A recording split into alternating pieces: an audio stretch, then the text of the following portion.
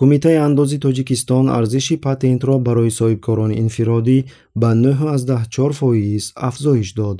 вазорати молия ва кумитаи андози назди ҳукумати Тоҷикистон фармони муштаракро дар бораи индексатсиякунии нархи патент ба имзо расониданд. мутобиқи фармони нав арзиши патент барои соҳибкорони инфиродӣ ба 9.4% афзоиш меёбад. индексатсияи арзиши патент барои соҳибкорони инфиродӣ дар Тоҷикистон ҳамасола бо назардошти сатҳи таваррум барои соли гузашта сурат мегирад. фармоне ки 11 феврал дар рӯзномаи махсуси кумитаи андоз боҷу хироҷ нашр шудааст гуфта мешавад, ки он пас аз як моҳи интишори расмӣ, яъне 11 марти соли 2021 эътибор пайдо мекунад.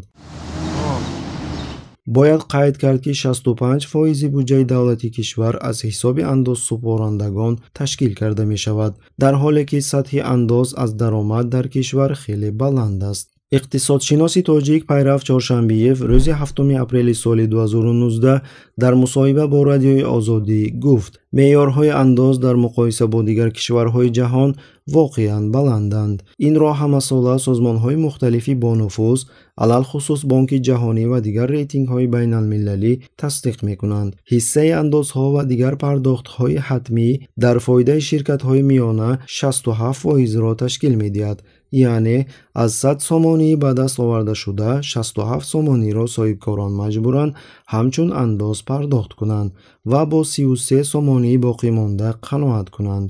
дар чунин шароит табиист, ки тиҷорат ба нокомӣ маҳкум мешавад, агар ин албатта тиҷорати қонунӣ бошад.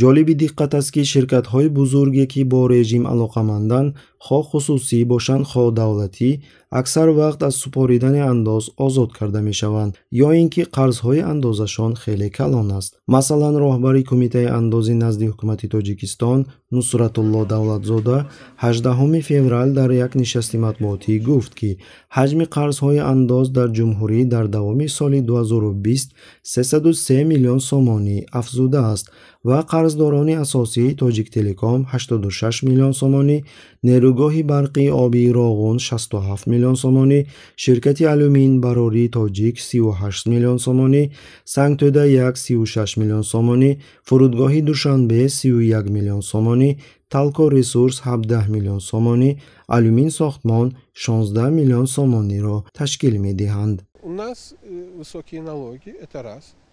Второе, очень трудно открыть предприятие, это два.